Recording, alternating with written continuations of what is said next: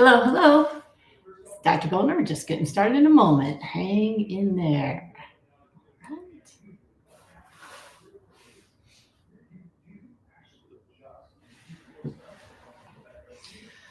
Okay, it looks like we are set to go. Hello, everybody. It's Dr. Brooke Goldner from Goodbye Lupus, and it's Wednesday. I hope you all had a nice holiday.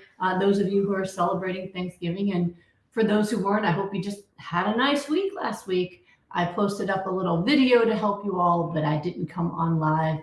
I was hanging out with the family, but I didn't want to leave you hanging, so I left you something. Okay. So I wanted to chat with you today. This actually just came up for me, and I thought, I've talked a bit about it before, but I thought it would be a fun topic to talk about because it is something that happens a lot. And what I thought we could talk about before we head into some questions, if you have them, you always have them, was to talk about how to deal with misinformation and identify misinformation, especially when it comes to health, right?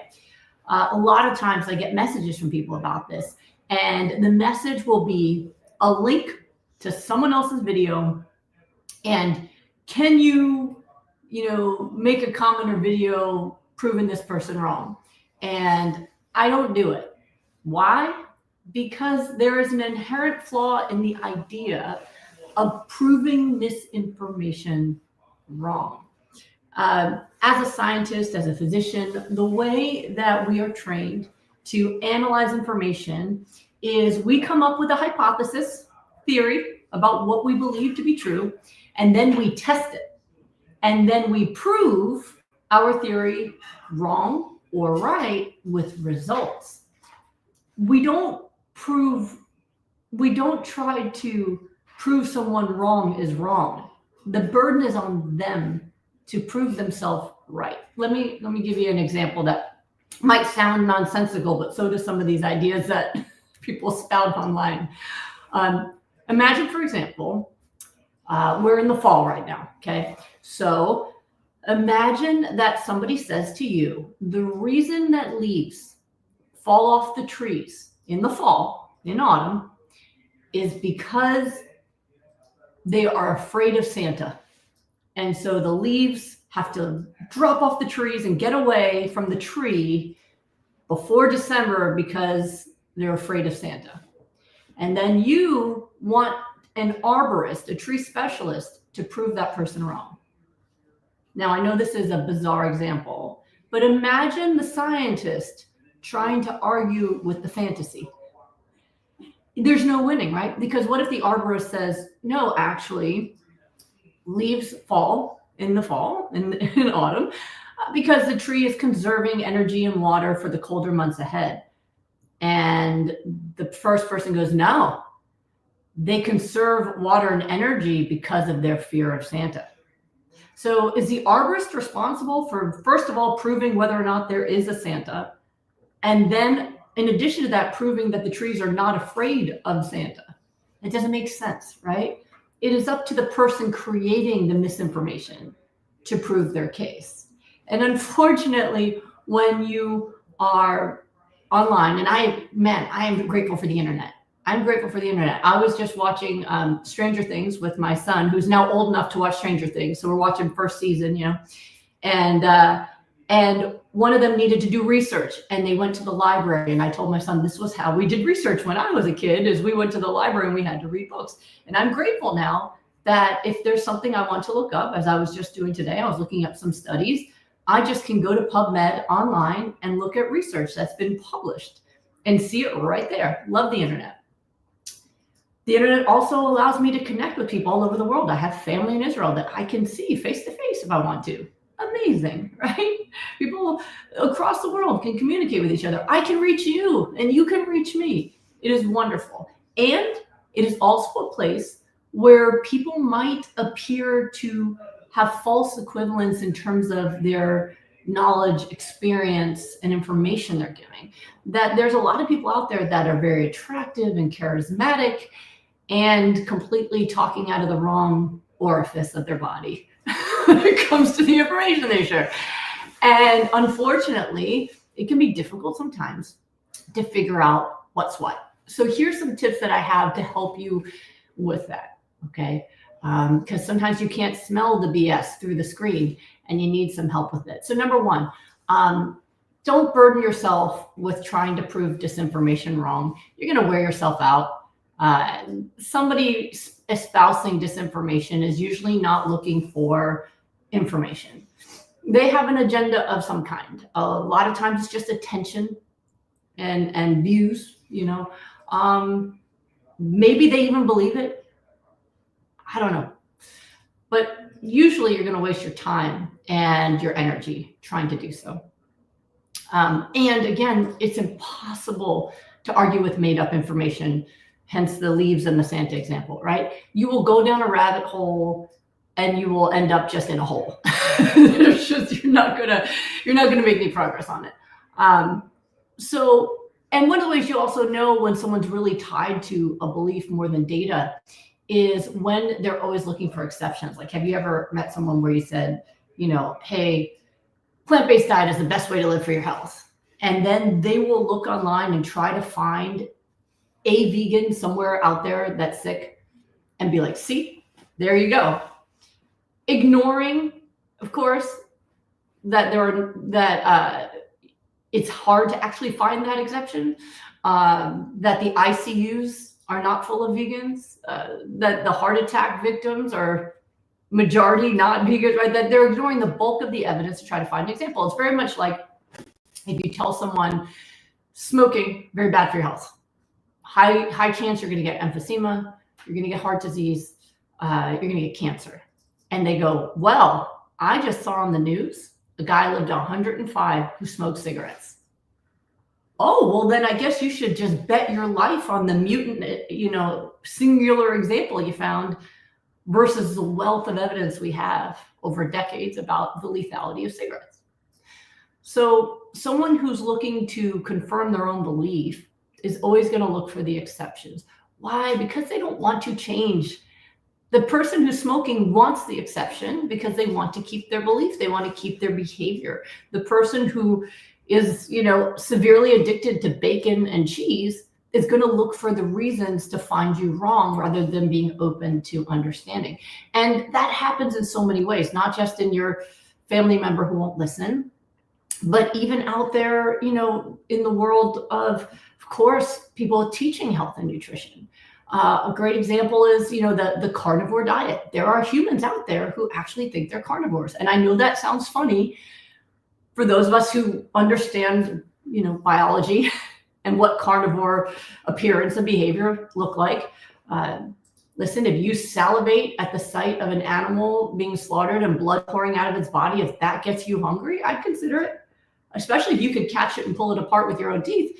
But if you actually get disgusted or scared at the sight of violence and blood, probably not a carnivore, right? But beyond the obvious, there are folks who, you know, believe that somehow humans should be eating just meat. Okay, but that ignores decades of medical research and data and results, right? I mean, this ignores the idea that we need vitamins, minerals, antioxidants, fiber. These are the basics that have been understood and accepted for a very long time and have been proven to be true. And the research is so profoundly positive that people make a lot of money selling supplements that are vitamins and minerals and antioxidants, right? Or fiber. Why eat the vegetables when you can take a powder, right? So the money is in these supplements because the data is so overwhelmingly known. My grandmother had a 4th grade education in Poland, and she still knew to eat vegetables every day. She ate a salad every day of her life, that she wasn't in a prison camp. You know, she was a Holocaust survivor. But as long as I knew her, she ate salad every single day. And her late night snack was always 1 apple, 1 orange. Lived to 99. My grandmother would think this was stupid. And she had no official education in nutrition. And they're ignoring all of that to say plants have toxins in them that are supposed to fight back against being eaten, and you should live on just meat. And there are people who are doing that and ignoring the real information, and even doctors who have supported this. And usually it's because they're really nitpicking on what data they're looking at. So they're ignoring the fact, for example, that even when I was in medical school over 20 years ago, some of the few connections we made between diet and disease was colon cancer, for example. I learned all the way back when I was a youngin' in medical school that people with colon cancer ate high meat, low fiber diets. Established, right? So now they're saying avoid all fiber and eat only meat, and we're going to ignore that information about cancer. What about heart disease? We're going to ignore that as well. And when I have met someone who is a doctor who, puts his patients on the carnivore diet, his biggest proponent for why he does it is it works for weight loss. Well, yes, it does. It works for weight loss while at the same time increasing their risk of heart disease and cancer. If you're using those two factors to judge whether or not something is a great thing to do, then cigarettes would also be a great idea, because cigarettes also cause weight loss while raising your risk of heart disease and cancer. So we don't want to ignore all the data to focus on one thing, right? Because then we're going to end up making bad decisions, right? Something can be beneficial in one area, but if it's making you sick in many other areas, then that is not a good thing for your health, right? So we're ignoring that. We don't want to nitpick, right? Same thing like the other benefit they'll say is, well, it is good for type 2 diabetes, that my patients' blood sugars have gone down. True. They're not eating anything that can raise blood sugar. They're living on butter and meat. And so it appears, looking at their lab, that their blood sugars are low. Yes, because you haven't introduced any. But why don't we test that? Let's sit down someone who has been on a meat-based ketogenic or carnivore diet for a couple months, and sit them down next to someone who has been on a hypernourishing plant-based diet for a couple months, and give both of them a banana and look at their insulin and glucose responses. And what you'll find is the person who's been on the meat butter-based diet has an insane response, that they are extremely insulin resistant because the animal products they're eating create the insulin resistance. And so you can't look at that one data point and decide someone's healthier.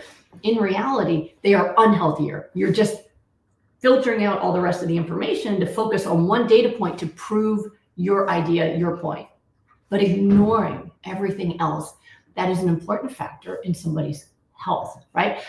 I don't even know how doctors can tell people to go on these diets when the thing that we are supposed to do primary before anything else is do no harm.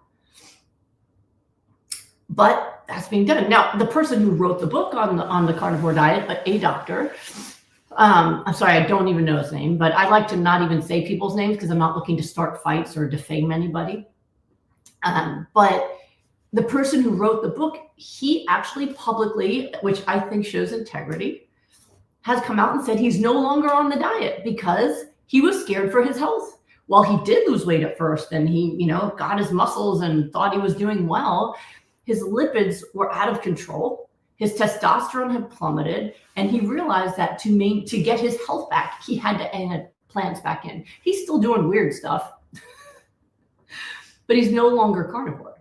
And he never really was a carnivore. He was a confused herbivore, but he's no longer on that diet. But it's really, really important to understand that. Now, even though he's recanted, it has not stopped the movement. The movement has its own momentum.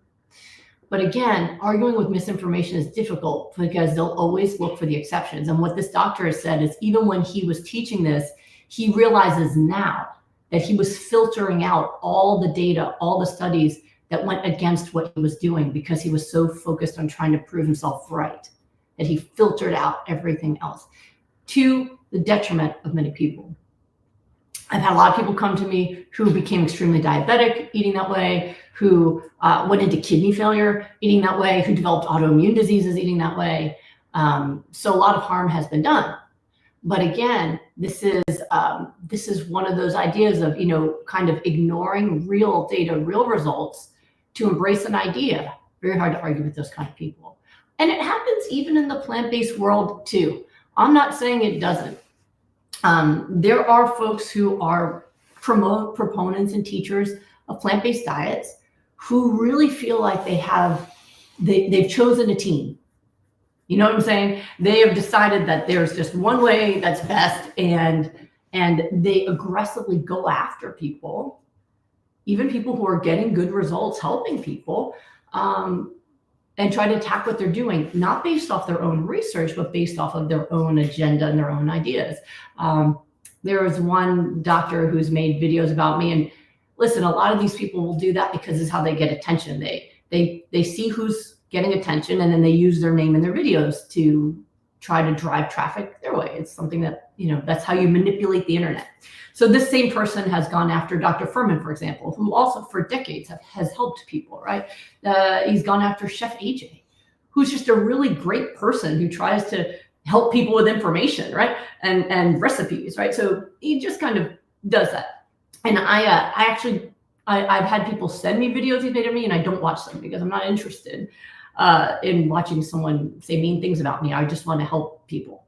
But what's important to understand is this person is, I believe, a radiologist, so doesn't actually have a wellness practice, doesn't actually help clients change their health through diets at all, right? Radiologist doesn't do any of that. But he makes lots and lots of videos, and he had, this is secondhand because I'm not spending time researching this person, but from what I was told, he lost weight on a starch-based diet. So he's very hardcore starch-based. And so whenever somebody's not promoting starch-based, he makes these videos attacks. Okay, but what he does is he creates like big diagrams and things to look really smart and say, see this. It's kind of like whenever you watch a movie where you see somebody trying to solve a problem. Like if you ever watch The Flash, I love The Flash, right? Whenever they have a big problem to solve, you see they get a big whiteboard or clear board, and then they start writing formulas down, and you go, ooh, they're showing us this person's smart, right? Show someone smart without saying they're smart. That's formulas, arrows. So he does stuff like that, and then says, this is why, raw foods are not good for you. Okay. But none of it's based off results. And so it doesn't matter. Now, somebody wanted to show me, here's a person who's tested head to head, starch-based versus, hyper-nourishing raw foods, and they had a better result. I would actually be very interested in that. But I'm not interested in someone who draws arrows and writes equations down and then says that that's better than results. So you've got to be careful too about where someone's information comes from, right? There actually was a study done on this. Actually, there was one study. The late Dr. McDougall did it. He had great results helping people on starch-based diets with especially weight loss and metabolic diseases, right? And been doing it for a long time, help people come from standard Western diet to his diet, and had great results for people's health in that way. He did amazing work. And he wanted to see, could his protocol work for autoimmune disease? So he did a year-long trial on multiple sclerosis. He did, and he published it to his credit. And it showed zero change in multiple sclerosis over a whole year, zero change. And the people had benefits in their weight, benefits in metabolic markers, but zero change in the symptoms or MRIs for multiple sclerosis. So that was a head-to-head, well, it wasn't a head-to-head, it was a study looking just at starch-based solution for multiple sclerosis, right? Now, I've worked with many people with multiple sclerosis. I haven't done a clinical trial like that. That'd be amazing. But I've had, I've worked with many people with it, and I've also given my protocol away for free. So many people, even watching, have used it and gotten results. Diana Bananas, she's usually here, and she has publicly made videos and talked about how she reversed many of her symptoms of MS using a regular plant-based diet. And then when she did my protocol, was finally able to get her vision back, right? A significant measurable change, right? So what we've seen is in multiple people that actually got repeat MRIs, the most recent lesion was gone. And we've had people actually reverse disability and have symptoms improve dramatically, usually within 6 to 8 weeks. Big changes that have happened, right? So when you look at data and results, then you start to get more of a sense of what makes sense for you. And I think it's a really important thing that, again, you don't chase after the stuff. Like, that's why I always tell people when they send me this stuff, they're like, look at this chart he made, and it tries to argue. And I'm like, it's okay. Don't worry about it. Ignore, because folks get activated when they get attention. They're like, yes, it worked. I'm getting people interacting on my page because I'm saying this stuff. If someone's saying something that goes against what you currently believe to be true, then ask them for the results. Because if they're right, then you have an opportunity to grow, right? Because health shouldn't be faith-based. It should be results-based. So if they have data, that's interesting. And if they don't, you go, and then you move on. For me, it's why I'm here right now. I had a message from someone recently that said, I appreciate how much money you leave on the table by doing all the free lives and everything, because I could be seeing, appointments and things. But it's not about that for me. I spent 12 years of my life with lupus, and it was not a good time, between kidney failure and arthritis and brain fog and energy issues and then mini strokes. And it was just a nonstop battle for my life. And I never wanted actually to be in the public eye. And that's what makes it different. There's folks who are trying to do clickbait and stuff to be famous, YouTube famous.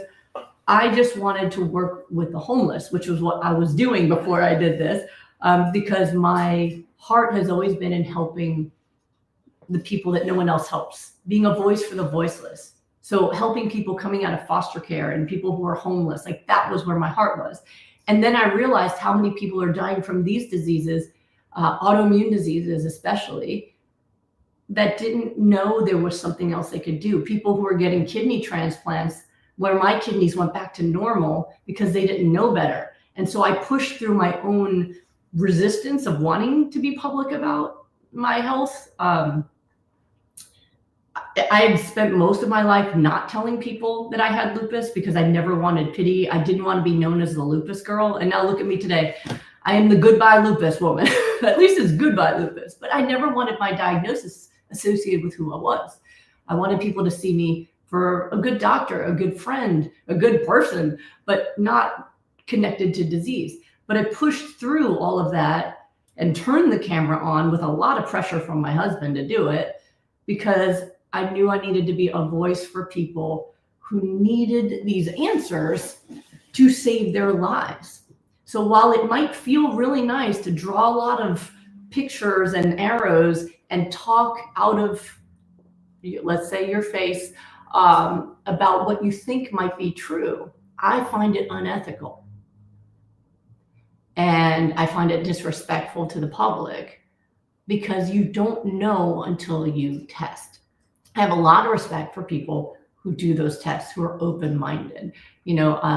Dr. Greger's one of them. Michael Greger, great guy. He also does not have a clinical practice. He doesn't actually put it to the test himself, right? What he does is an amazing service where he reads, and now I'm sure he has a huge team of people who are reading different kinds of data out there that have been published about nutrition, and then he reports back about it to make it easily understandable for the public, and it's a great resource. But when I met him, the first time we met on stage, he was skeptical about what I was doing because it was so different than everybody else. Everyone else was on the same page, fat-free, plant-based diet, Everyone was saying the same thing. And I was saying something different. I was talking about omega-3s. I was talking about raw foods. I was talking about water. Nobody was talking about any of those things back then. But he didn't put me down. He just was curious.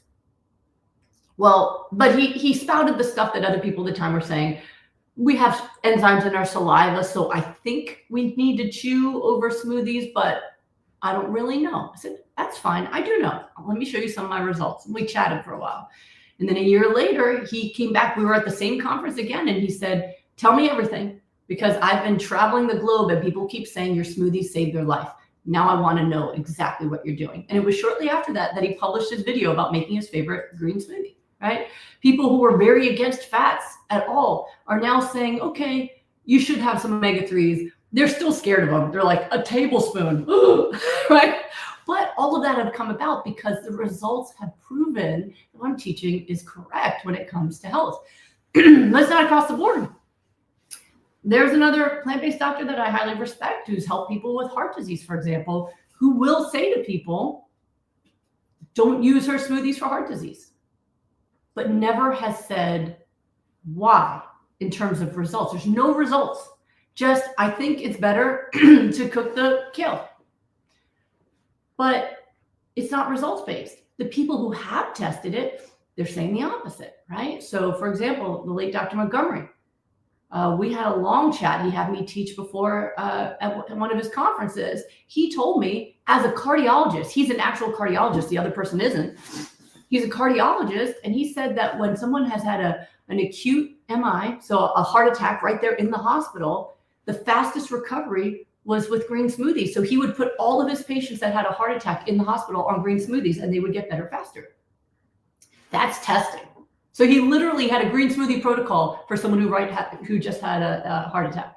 I have mobile doctors from a hospital in New York City who told me they started out using the regular previous, ideas about plant-based diets on their heart disease patients, but found that my protocol worked better, that they realized that they were ignoring the need for certain fats like omega-3, that avocados were not harmful to cardiac health, that they just kind of took all of that without thinking about it, without testing it.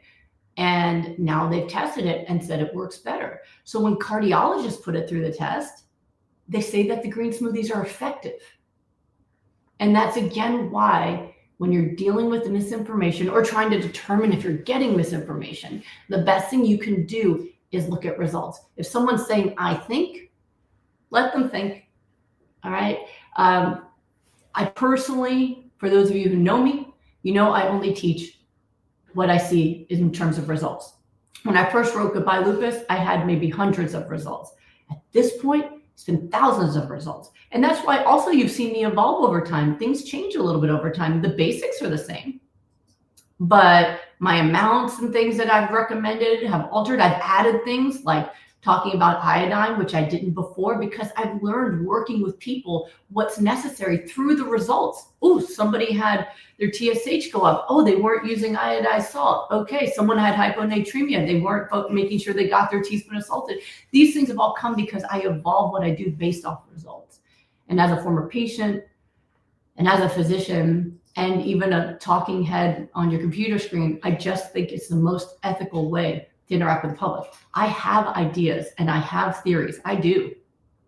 I just don't teach them. So for example, why was it that we knew for a fact, results-wise, that people who do hypernourishment with our raw cruciferous vegetables and everything, that they tend not to get colds and flus. And if they do, they're gone in like 24 hours. And when COVID first started, when the pandemic first erupted, we were doing rapid recovery groups, and people with autoimmune disease who should have been the most vulnerable because their medications actually reduce their immune system and their disease itself makes it so they can't fight back against colds and flus. They weren't getting symptoms of COVID the way the rest of their family was, even though they were the most vulnerable. And we were like, that's really fascinating, but we didn't know why. We just knew it was working. Then the studies came out later, like from the British Medical Journal, where they showed that people who were on meat-based diets, like keto and carnivore diets, they were having much higher rates, like 50% higher rates of moderate to severe COVID, higher fatality.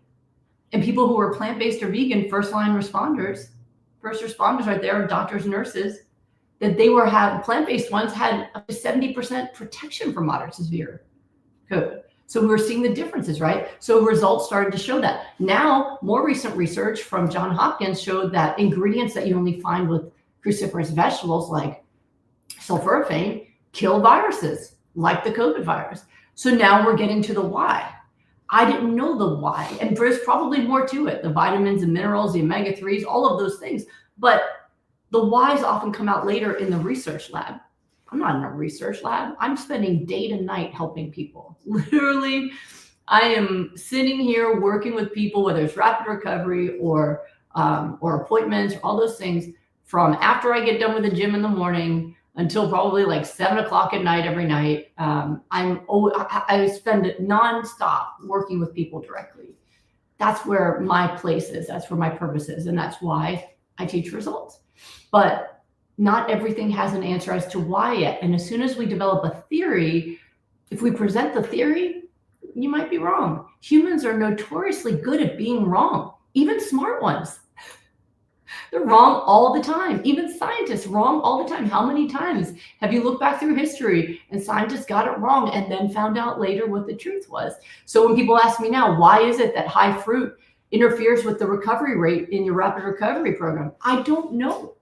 I have theories, but I don't share the theories because I don't know if they're correct or not. Maybe Johns Hopkins will figure it out.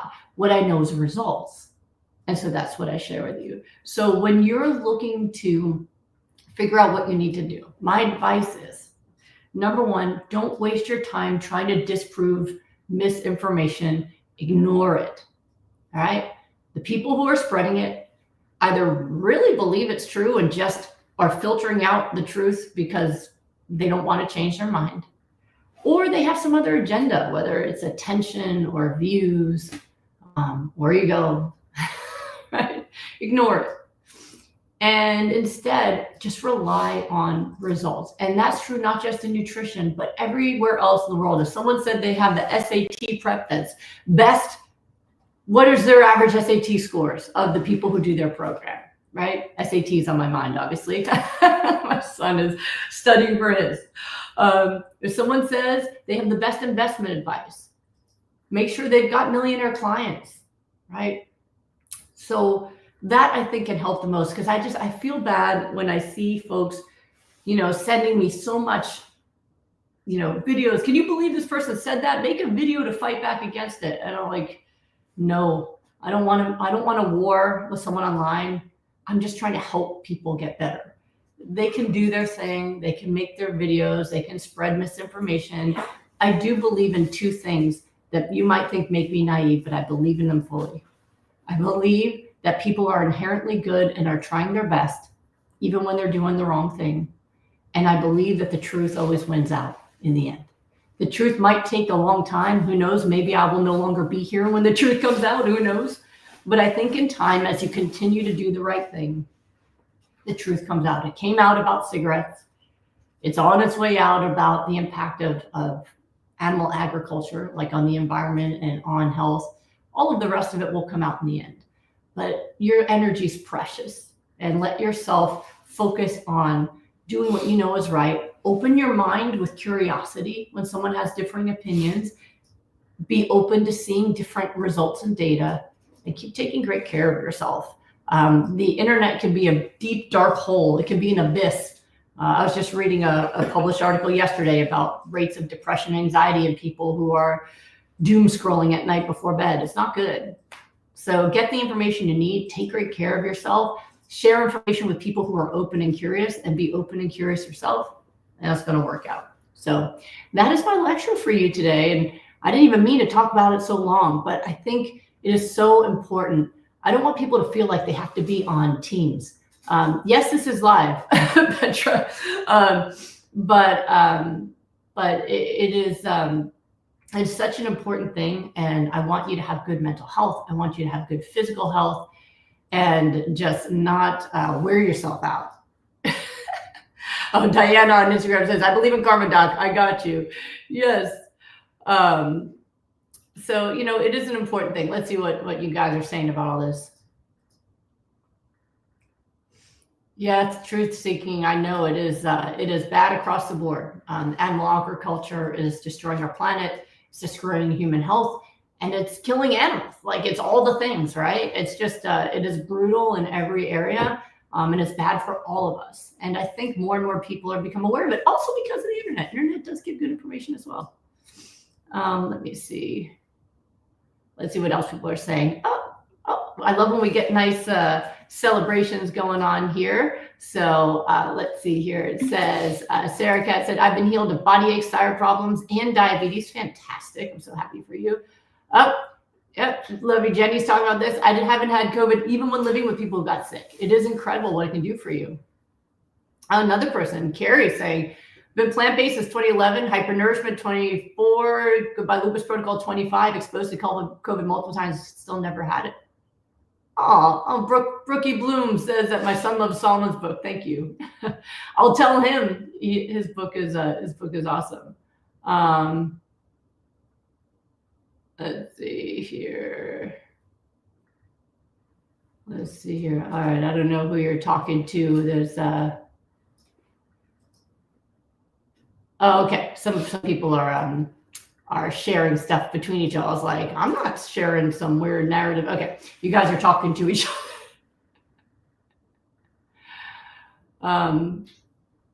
Truth Thinking says Dr. Greger cherry picks data. Maybe, but at least he is sharing information. I would need to have data to show that, you know, so I don't know that's necessarily true.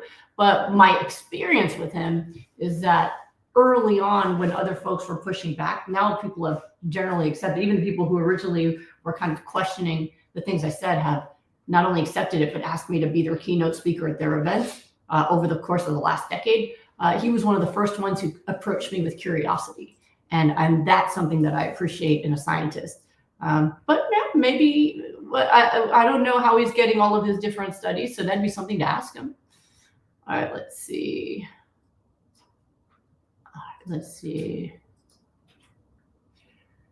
Oh, we got a robust stuff going on in the comments here. Let's see. All right, let me go in and see if there's other folks who had comments or questions about that, and then we'll just go into general questions and comments about things. Let's see if smoothie shred, let's check there.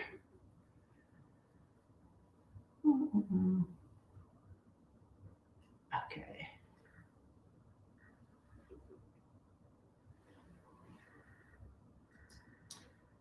All right, let's see over here on Instagram. All right, let's go to general questions then. Let me scroll up then. Garvinder79 on Instagram says, why do I feel fatigue even though I have a good balanced diet? So that is an impossible question for me to answer. One, because I do not know what you think a good balanced diet is. I actually don't teach a balanced diet. I teach a hyper nourishing diet. Main reasons people have for fatigue generally. Number one, not enough sleep. So don't ignore that. People tend to ignore that. Number two is malnourishment. So not having enough vitamins, minerals, antioxidants because you're not eating your hypernourishment levels of your high nutrient vegetables every day. And three is dehydration. Those are the top reasons. And the fourth one I would say would be stress. So look into all of those since you didn't give me enough data to be able to analyze it. Let's see here.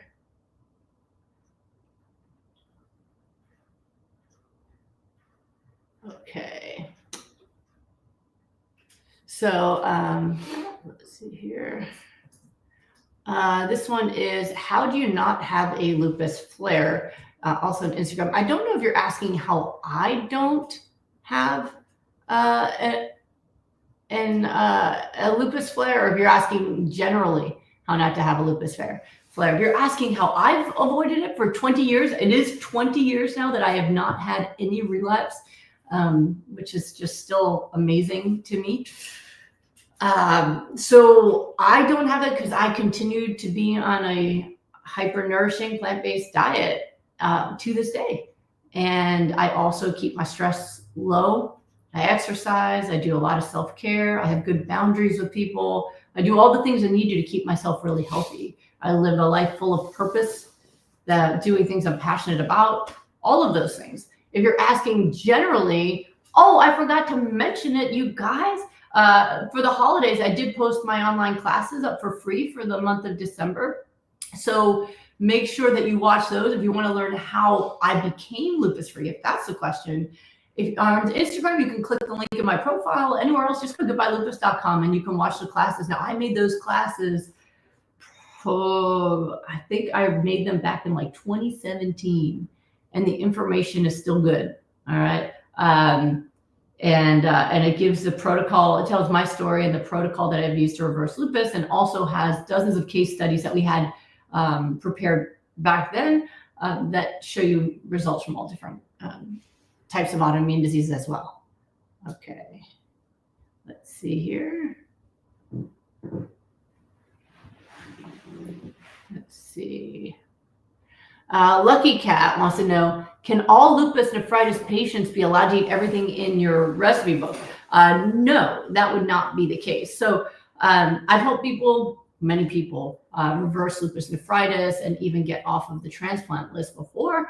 But whether or not they can eat the recipes really depends on your level of kidney function. So if you are in early stages, your GFR is over 40, you don't have any issues with potassium or sodium on your labs, good chance you can eat everything.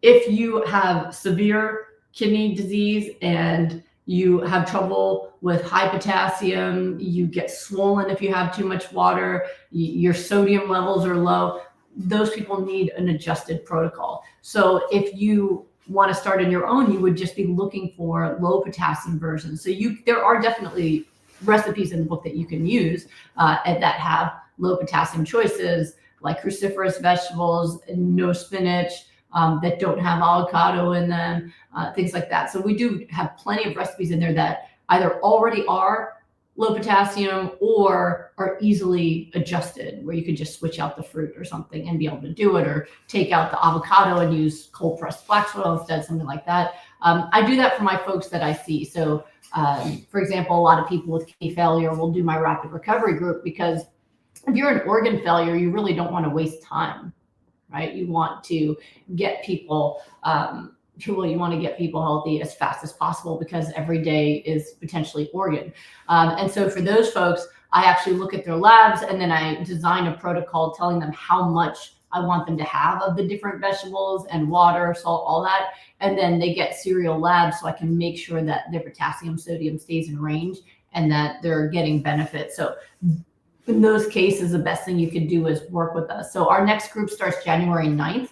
So if you're someone that needs that level of oversight, then that's a great thing to do. So we still have spots in the group starting January 9th. That'll be our first group of 2026. So we're not doing one over the holidays over December. So the group we're in now is ending in a few days, and then we're going to start again in January. So if you're someone who wants to do that, that's the way to go. If you don't have any of those issues, then yes, you can go ahead and use those recipes safely. Okay, let's see here. All right, let's go to YouTube. Let's see. Me Fitness, thoughts on amino acid supplement. I know an iodine salt or supplement is important. Do you think mineral salts are also beneficial? Thanks, Dr. G. So I don't see a need to supplement amino acids, and I haven't seen a need to. The only time that we recommend anything around that, it's not because of nutrition needs, it's because of other benefits, like the benefit of L-glutamine on preventing too much muscle breakdown from cortisol exposure, or healing the gut, for example, or even like creatine, really good for mental energy and weight training, although it can make you look like you have higher creatinine levels on your lab. So I don't recommend it in people with kidney failure. So things like that. But generally speaking, you don't need to do that. And iodine salt or iodine supplement is important. I don't care which sodium you use. I haven't seen any difference in results for people based off which salt they chose. Okay. Purity implants. What type of blood work do you recommend getting before and after the protocol? Does it help with sarcoid? Yes, we've seen great results for sarcoid. And your labs will be based off of your condition. I can't just say everybody get these labs. I mean, the ones everyone should check, okay. Check D, check B12. But otherwise, you're going to check the labs that are typically abnormal for you. So if you're someone who has high cholesterol, then get your lipids checked. If you have a positive ANA and autoimmune antibodies, check those. If you have a thyroid condition, check that. So if you have a hepatitis, check your liver enzymes. So whatever tends to be wrong for you, check that. Your A1C, right? And then those would be the ones that you'd repeat. So I just saw that there was someone in my group who, wanted to check her ANA progress, but her last ANA checklist in 2023. I said, I can't compare those two numbers, because you don't know if you got better and worse, or worse and better, or this, that, like there's just 2 years. You can't do that, right? So whatever it is that you're trying to fix, those would be the things that I would check. Let's see here. All right, let's see what Facebook's asking. Let's see. All right, Shelley wants to know recommendations for osteoporosis. All doctors recommend calcium supplements. Do they affect people with elevated coronary calcium score? No, those are different. The coronary calcium score is looking at calcified plaques in your blood vessels that make you at higher risk for heart attack. That's not the same as the calcium that you're using as a nutrition part of your diet. What I have seen work for reversing osteoporosis, and I help people do that, is diet and strength training exercise. So our Goodbye Lupus protocol has worked very well. We've had people do rapid recovery for this and reverse osteoporosis, even on a raw plan. You get tons of calcium in broccoli and kale and things like that. And on top of that, you've got to do strength training exercise. If you have osteoporosis, you want to work with a trainer to make sure that you're safe, because if you have very weak bones, you have a higher risk of getting hurt, of getting a fracture, right? So make sure that that you're working with a trainer who knows how to help you build up your strength in a safe way. And those things together will help you increase your bone density. Okay, let's see. Okay, Val wants to know, can I heal disease while eating my pound of cruciferous as well as some beans and tofu? I'm recovering from dental surgery. I'm just now able to start eating raw veggies again. I've been really enjoying cabbage shreds that are lightly stir-fried. The smoothies were causing some reaction in my esophagus. So if you are talking about having a hyper-nourishing diet that includes beans and tofu, which would mean that it's raw, then yes, you can get health benefits that way. If you're only eating cooked cabbage, then you're not actually hyper-nourishing. So the pound of cruciferous, or really any high nutrient vegetables, so basically cruciferous and spinach, which can hang out with cruciferous, are the high nutrient vegetables. That if you want to eat those raw, but it doesn't matter how you get them in. If you just had dental surgery, then mushing them up usually is the best, whether it's a smoothie, but if a smoothie bothers you, I'd be looking at why. Maybe just changing out some ingredients might fix it, versus making something like my guacamole recipe in my recipe book, where it's guacamole, but the broccoli's mixed in so that you can, eat it with a spoon, or for those of you whose teeth are fine, eat it with, your flaxseed crackers or your other vegetables that you prefer, and not notice all of the vegetables hidden in there. All right, let's see here.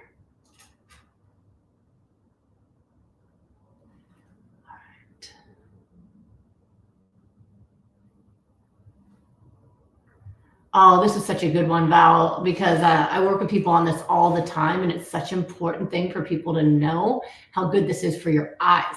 So Val saying, I have to share, the inflammation in my eyes has disappeared. I had uveitis, which isn't there anymore. And that's what we've seen over and over again, usually within even the 6-week period that we work in my rapid recovery group. People have stopped needing injections in their eyes, and their doctors have said their inflammation has gone down, uveitis from many different causes going away. So it's so important to know that we can reverse inflammatory illness even in our eyes. It is very cool. Congratulations, Val. I'm so happy that you shared that. We have a great response in the comments of someone who's living in a paradigm of misinformation, but trying to prove it with all capitals. It doesn't make you more convincing when you use all caps. What makes you convincing is results. So that's the thing. So theories, man, you can sound so convincing with theories. It just doesn't mean that it's true, even if it feels right. So, but I'm glad you're here, because that's important. I think it's important to expose yourself to people who think differently, and that's how we grow.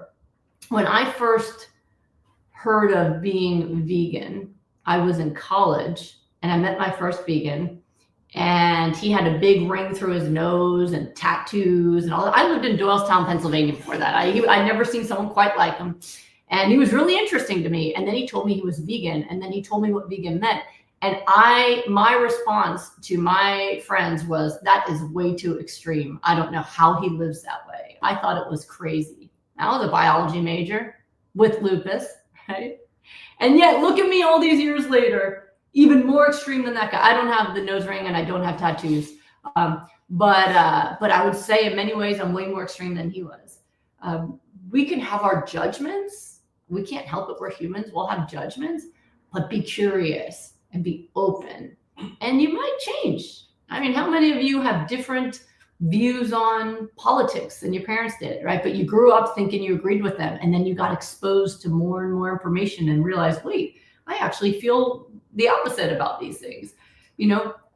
Be curious, be open, be willing to evolve, and you might find that what you think passionately is true now is not the case. Like the idea that you wrote about kidney stones being caused by oxalates in green smoothies. That's actually not true. What's been proven is that kidney stones which are oxalate stones. That doesn't mean they come from eating, that if you eat oxalates and you're going to get oxalate stones, even though it sounds right? Oh, draw it on the board and make arrows, right? It seems like that would make sense. But what they found is that people are most likely to get kidney stones are people who are dehydrated and on high meat diets. And one of the reasons that happens is because when you're on a high meat diet, you have more acidic urine. And acidic urine causes the oxalates to precipitate out into stones. And so what they found is when people are on plant-based diet that's very high, even in oxalate-rich food like spinach, that they have more alkaline urine and they have far lower rates of urine kidney stones than people who don't eat them. They've actually tested it. There was a study that was done where they tested it, and they found when they took all the plant foods away, people got more stones, not less, even though they were eating more oxalate-rich foods. So again, even though the math looks convincing on the whiteboard, it's not a mathematical problem that way, and it's not actually true. Now, there are very small percentage of the population where people will have an inability to excrete oxalate properly, and they might have a higher rate of kidney stones when exposed to more oxalates, but it's extremely rare. What's most common is kidney stones caused by meat and dehydration. My husband's a great example of that. When I met him, he was on a clean diet, but a very high meat diet. And he even drank a gallon of water a day. And he used to get kidney stones when I met him. And now that he's plant-based and drinks an entire blender of smoothie a day, plus cabbage, salad, spinach, all of that stuff, he has not had one kidney stone since switching to plant-based, not one. And he went from eating almost none of those foods to having 2 pounds of those foods a day. So that's a great thing that you just wrote there, even in all caps, and even call me a fraud. I appreciate you writing it because it gives me an opportunity to educate you. And so again, the results disprove the theory, even though the theory sounds really right when you don't understand how the results work. So fantastic job showing up here and allowing some of the things that you think to be examined and brought to light. Really good, really good. Okay, let's see what else here. All right, let's see if there's a question on Smoothie Shred. So Haley wants to know, hello, Dr. Goldner, which protocol would you recommend for inflammation causing headaches on the left side of the head and blurry vision in the left eye? So first off, Haley, if you haven't yet, I'd see a doctor to make sure you find out the reason. There are some pretty serious things that can cause that, and then there's things that are not life-threatening that can cause that. It can be things like migraine, but it also can be a type of inflammatory disorder that affects blood vessels, for example, that are in the face that go to this region, right? So you want to make sure that you have a full exam to evaluate the cause of what's going on with you. That's number one. And if you need to take a medication to save your vision, help yourself, then that's something that you're going to want to do primarily first to get stabilized, right? Even while you change your diet. So make sure you're getting evaluation. If you already did and you're just working on inflammation, if it's affecting you in that way, I would do the full protocol. So if you're just looking at the nutrition part, the full Goodbye Lupus protocol. We have someone in my group right now, chronic migraines, except when she's in my group. So make sure that you're doing that for your food. All right. Marianne wants to know, is hummus okay? Depends on what you're trying to do, Marianne. So if you are living life as a healthy, hyper-nourishing, plant-based person and you want to have some hummus here and there, you'll probably be just fine. If you're trying to really minimize any kind of recreational stuff, then I would take out the oil part of it. If you're trying to reverse disease, then I would take it out completely and dip into guacamole instead until you're in remission, and then you can look at adding it back. So All right, let's see what else Instagram's asking. All right, so let's see if I can make some sense how this one says. Ellie Ross says, juvenile arthritis, osteopenia, blood arthritis. Okay, I'm not sure what you mean by that. Raynaud's, myopia, low weight gain, not gaining weight, not growing in height after 4 rounds of antibiotics, need direction. So I'm guessing this is your kid, and I'm sorry that you're going through that if your kid's sick. I still feel like my mom suffered more than I did when I had lupus. And now looking back, I think she really did. Usually lack of growing with juvenile arthritis is because of the medical treatments like steroids, for example. High dose steroids can affect growth. But my protocol works really well for juvenile arthritis. So I do recommend that your family as a whole embraces it and put the kid on the Goodbye Lupus protocol. Use my recipe book to help them pick out things they want to try, and let's get the inflammation down so that they can get better. Okay. All right, let's see. DZoom816 writes, what is positive about having lupus? I wonder if that's a reaction to one of the videos that I made, because I've said before that I'm grateful to lupus. What's positive about having lupus? Well, first, let me just acknowledge nobody wants lupus. If you had asked me as a teenager, hey, how would you like to have lupus? I would have turned you down, okay? Lupus is excruciating, or it can be. It was excruciating for me. It was very painful, and the treatments were painful, and it was scary. But looking backwards, I'm grateful for having had it. And so what's good about it? Well, even while I had it, what was good about it was I liked the person it made me become. It wasn't that I wasn't a good person before. I was a good person. I wasn't a bully. I was nice to everybody. If there's a new kid in the class, I always sat with them at lunch.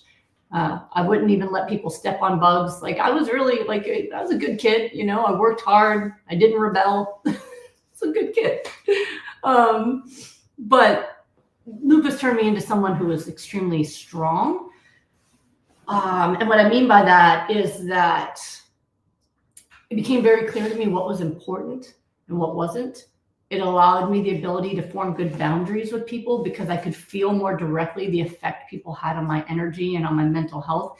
And because I was also dealing with an illness, I had to choose where that energy went. And so I really cut down my group of friends and people who knew what was going on with me to the people that filled me up and made me feel good. And I had some really good ones. I had one good friend who would come to my chemotherapy sessions with Star Trek movies and videos to watch with me, hang out with me. I mean, there's some pretty good people in my life. So it helped me have good boundaries. It helped me know what was worth getting upset over and what wasn't. The reason that I can, I think, filter out people who are, sometimes people will say to me, like, how do you not get mad when people attack you? Like the person participating in this live. I'm so happy this person's here who's, saying mean things. Why? Because I don't take any of it personally. I don't get my feelings hurt by strangers who have they don't know me. They're not an important part of my life. So it made me very resilient because I understand that everyone's going through their own thing and everyone's trying their best. And so when somebody's negative to me, I don't take it personally. I take it to mean they're going through something negative themselves and it's just being projected at me. And that allows me to be compassionate and loving, even to people who are rude or aggressive, because I don't take things personally. I know everyone's going through their own thing. Everyone's trying their best. And I do believe everyone's inherently good, even if they're going through a time period of testing out doing the wrong thing. It doesn't mean to say that I don't believe there are some evil in the world. I know that to be true, but I think most people are really doing their best and trying to be good. So it helped me with that too, that even though I've always had compassion, it also helped me just not take other people's things personally, and to also decide what to get upset about. I'm not going to get upset about little things. I'm not going to get upset about other people's opinions. I'm not going to get upset about a broken nail if I ever did them. I'm not going to get upset about a bad grade or anything like that. That the real stuff, life and death stuff, I already had that going on. So everything else became more trivial. And I think that was an important part of having lupus, something that was good about having lupus. And I saw what was important. The people I loved, purpose, passion, laughter, embracing every day with some kind of fun or happiness because you don't know how many days you have. All of that I learned from having lupus. Even before I said goodbye to lupus 20 years ago, I learned that from lupus, that I'm not going to waste a day being resentful or miserable or offended, because life is short and I want to focus on the beauty of it. So all of those are things I got from lupus. And so even medical school, when other friends were mad about it, or like in my residency program, most of the people in my residency were really bitter. They were resentful of the hours. They didn't like their teachers. They didn't want to do the extra work. No, I didn't have any of that. I was just happy to be there. That they thought I was going to die at 16. And there I was in my 20s, a doctor in training, getting to do the job of being a resident. I was so grateful and happy every day, to the point that people said I was annoyingly optimistic, who were my direct people. All the attendings always wanted me to work with them, but they're like, why are you so positive? It's annoying. Like, I'm truly happy to be here. I'm happy to be alive. I'm happy to be anywhere.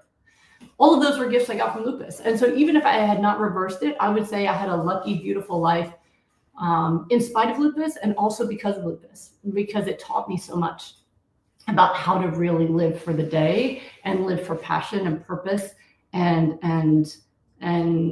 find happiness and not waste time on, or energy or bad emotions on events or people that just don't matter, to me. So all of those things were good about lupus. What's even better? Saying goodbye to lupus. Because not having lupus, it's like I'm a superhero now. I have the energy to do everything I want to do now. It was kind of like that quote about, Fred Astaire, Ginger Rogers, that Ginger Rogers had to do everything Fred Astaire did, but backwards and in heels. Having lupus is like trying to do everything someone else does backwards and in heels. You're exhausted, you're in pain, and you still have to brush your teeth and brush your hair and like hold a pencil and do, like walk up the stairs. I remember trying to get up the stairs in high school and having to stop halfway and hold on, So once lupus was gone, it's like, oh my God, other people get to feel like this. I can do everything now. And it just makes me want to help more. I want all of you to feel this way. I want all of you to say goodbye to these illnesses that you have. I want you to find some perspective to say, yes, I don't wish for this thing that I'm fighting, but I'm not going to let it stop me from living. I'm not going to let it take my positivity. I'm not going to let it take my hope. I'm not going to let it take my purpose or my passion. I'm not going to let it rob me of a life. I'm going to do everything it takes to get myself the best health possible, but I'm still going to live today. And if I can give that to you guys, then every single minute I spend online for free helping you all, that's everything to me. So I hope all of you go ahead and watch the classes online for free, especially the ones that don't think what I'm teaching is true. Go ahead and learn for health, learn for yourself, and use the information to get better. Some of my favorite folks who have had amazing results in my plan started out as what you call haters, who decided to give it a try, and it changed their lives. So I welcome all of you. Get the information, learn for free, and then come back next week with your questions that are based off the actual classes. So you've got really good information, and your questions are pretty focused about results and things you need to do to optimize them. I hope all the education today was helpful. I like to talk about different things, so I think this was something that a lot of you really needed to hear, I hope. And if you like it, let me know. We can do more talks like this. I gotta go. I have somebody waiting for me, but I'll be back here next week. I hope you have a great rest of your day, rest of your week. I'll see you next time.